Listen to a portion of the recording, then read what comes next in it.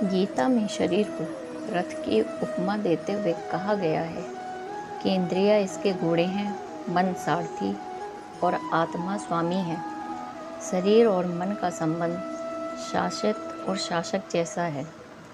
शरीर वही कुछ करता है जिसका मन निर्देश देता है। उन जिधर लगाम खींचता है, शरीर रथ के घोड़े उसी दिशा की ओर दौड़ पड़ते हैं। ऐसा कोई शारीरिक क्रियाकलाप नहीं जो मन की इच्छा के विपरीत होता हो। जिसकी आज्ञा के बिना कोई काम ना हो, उसे मालिक नहीं तो और क्या कहेंगे। शरीर में ऐसा कोई अंग अवयव नहीं जो मन की उपेक्षा कर सके। मन से बलवान आत्मा है, इससे ज़्यादा ताकतवर शरीर में कोई नहीं। यह जानने के बाद इनकार का कोई कारण नहीं कि मन का संतुलन शोक, रोग, बीमारियों के रूप में भी प्रभावित करता है। विज्ञान भी अब मानने लगा है। कनाडा के शरीर शास्त्री और मनोवैज्ञानिक डॉक्टर डैनियल कापोने के अनुसार साधारण सा जुकाम केवल मानसिक कारणों से होता है। वह कहते हैं कि जुकाम का निमित्त कारण विषाणु हो सकता है, पर उनकी प्रकृति अन्य विषाणुओं से अलग होती है। चेचक, खसरा, डेंगू, चिकनगुनिया आदि रोग एक बार होते हैं तो शरीर में उनसे लड़ने की शक्ति आ जाती है। ठीक होने के बाद इन रोगों के दोबारा होने का खतरा लगभग नहीं के बराबर रहता है। लेकिन सर्दी जुकाम पर यह बात लागू नहीं होती। वह कई बार होता है और लगातार बना रहता है। जब तक मानसिक तनाव कम नहीं होता, वह काबू में आता भी नहीं, चाहे कितनी ही एंटीबायोटिक, एंटी एलर्जिक दवाएं ली जा रही हों। वैसे तो दवाओं से यह जल्द ठीक हो जाता है, लेकिन फिर नहीं होगा इसकी कोई गारंटी नहीं। मन बहलाने के लिए चाहे जितनी दवाएं ली जाती रहें, लेकिन सही बात यह है कि रोग की कोई दवा नहीं होती, क्योंकि कारण कहीं और है, चिकित्सा कहीं और की हो रही है। चिकित्सा विज्ञान ने भी यह मान लिया है कि दवा से नहीं, मन पर नियंत्रण कर बीमारी को दूर किया जा सकता है।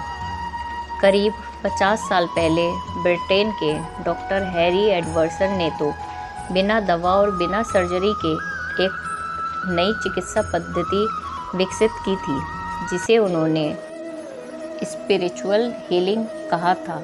डॉक्टर हैरी एडवर्ड ने अपनी पुस्तक ट्रूथ अबाउट स्पिरिचुअल हीलिंग में इस पद्धति के सिद्धांतों और विधियों का उल्लेख करते हुए ऐसे रोगियों के ब्यौरे दिए हैं जिन्हें डॉक्टर ने लाइलाज करार दिया है था। इन रोगियों को डॉक्टर हैरी एडवर्सन ने अपनी चिकित्सा विधि से ठीक कर दिया। लंदन की एक महिला एलिजाबेथ विल्सन की रोग गाथा और उससे मुक्त होने की कथा बड़ी विचित्र है। सन 1929 में जब वह कुल 3.5 वर्ष की थी तो उनकी रीढ़ की हड्डी में दर्द हुआ। इलाज भी कराया, लेकिन रोग ठीक होने की बजाय गंभीर होता गया। 14 वर्ष की होने तक पीड़ा असहनीय हो चुकी थी और वह चलने फिरने में असमर्थ हो गई। एलिजाबेथ पूरे 35 साल तक यही पीड़ा झेलती रही। चिकित्सकों ने हार मान ली और उसके मर्ज को लाइलाज बताया।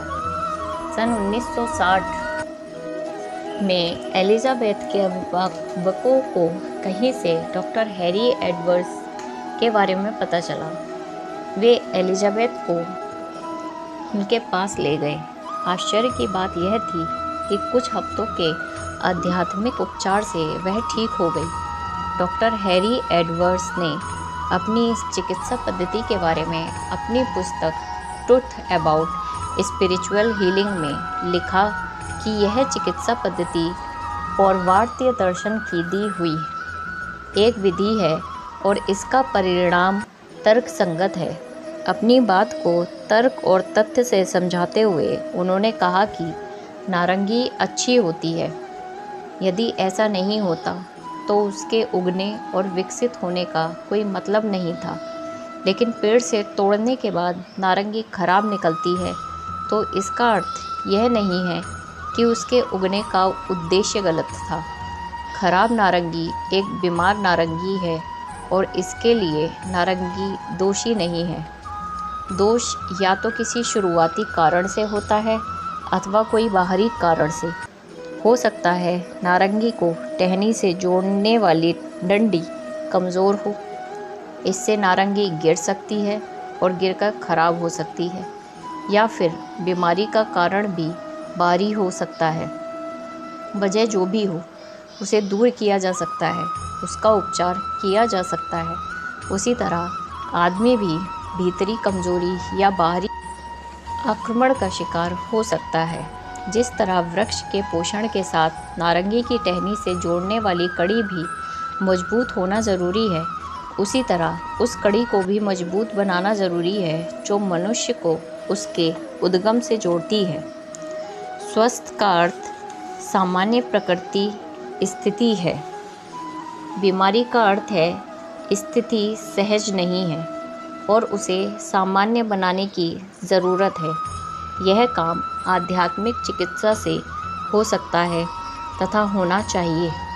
चिकित्सा का उद्देश्य इतना ही रहे कि मनुष्य का संबंध अंतःकरण से जुड़ जाए। आध्यात्मिक चिकित्सा का काम मनुष्य और उसके सर्जक के संबंधों को फिर स्थापित करना है। आज के दौर में तो हम इस कारण को और भी अच्छे से जान सकते हैं, क्योंकि आज हम कोरोना जैसी महामारी से जूझ रहे हैं। कोरोना में भी लोगों ने अपना आत्मबल खो दिया था, जिसकी वजह से लोग हार्ट अटैक के शिकार भी हुए और मृत्यु को प्राप्त हुए। वहीं पर जिन लोगों ने इस बीमारी से लड़ने की क्षमता अपने दिमाग में विकसित की, वो लोग इस बीमारी से भली भांति लड़ने में सफलता प्राप्त कर पाए। आज के लिए बस इतना ही। धन्यवाद।